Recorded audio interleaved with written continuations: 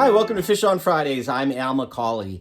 And if we go back a little over 20 years ago, in the year 2000, then Pope John Paul II decreed that the second Sunday of Easter every year from now on would be known as Divine Mercy Sunday. And that's going to be the focus of today's Fish on Fridays, is Divine Mercy Sunday. And this is an incredibly popular and powerful devotion that started with this very seemingly insignificant little nun named Faustina Kowalska, who lived in Poland. And she was a very simple, very humble woman. She, cleaned, she swept the floors and didn't really do a whole lot in terms of what the world would recognize as something that would be important or impactful. But she was an incredibly deep prayer, great love and devotion to our Lord. And she had a series of dialogues, 14 in fact, with our Lord that came to open her mind and her heart to the just inconceivable mercy of Jesus. And, I could talk for quite a while in this episode about this, but given the time constraints of a web series like this, I'll kind of cut to the chase. She started having these in the 1930s. She's going to pass away at the age of 33 in 1938. But Faustina is going to start writing in her diary what these dialogues with Jesus, what he was saying and what he was asking of her. And she had a confessor that she would talk to. But among other things, Jesus implored basically that she have an image of himself to be drawn. And so with the help of her confessor, an artist was brought in and created this image that according to her instructions, of Jesus, who was seemingly walking toward with a hand out in the gesture of blessing, and two rays, one red and one white, were emanating from his heart. And they were to kind of echo, if you will, the blood and the water that flowed forth from his side when he was stabbed by the soldier's lance as Jesus was on the cross. And it was the outpouring of his love and mercy for all of us. That's what he told Faustina.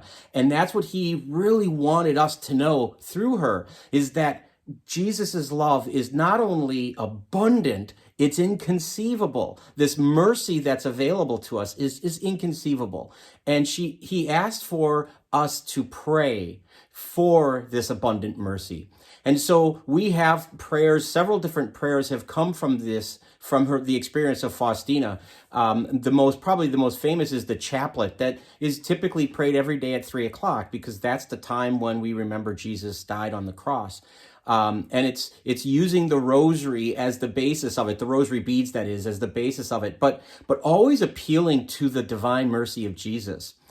On this painting, which is a very familiar painting, especially to Catholics, it's become rather iconic and easily recognizable. The one thing that Jesus asked to have inscribed at the bottom were the words, "Jesus, I trust in you." And I know in my life, I cannot tell you how many times those simple words, that very simple, small phrase, said over and over again, has been a great comfort to me. Jesus, I trust in you. Do we trust in Jesus and not just in our really dark moments, but in our everyday moments? Do we trust in Jesus when we have successes and bring our gratitude for the mercy and the love that he has abundantly showered on us? Something to take to prayer and to think about. And Faustina and her diary are something to look into if you have an interest in reading spiritual writings. Her diary is a little long, but it's really something I can't suggest strongly enough for you to tackle and to get into. Maybe start a book club, who knows? But Saint Faustina, what a wonderful example of humility, but as a conduit of God's grace, His mercy and His love, and to never forget those words, Jesus, I trust in you. And again, we're very fortunate that we as a universal church get to celebrate this once a year, if nothing else, and the second Sunday after Easter. But something we can look to every day and pray to every day. I hope this has been helpful. I hope it's something that inspires you to want to pray more and to maybe look to our Lord more for that trust, for that mercy, especially if you do have something weighing on you, something on your chest that in your mind, in your soul, that's weighing you down, some sin or sins that you'd like to just get rid of and shake off your conscience, go to reconciliation, but be moved to understand that God's love and God's mercy is greater than any sin that we can commit. And we have to trust that. We have to say, Jesus, I trust in you, and seek that mercy and that forgiveness out. Thanks for watching. I hope you will continue to tune in for every Friday for Fish on Fridays. Until next time, please be good to each other, and God bless.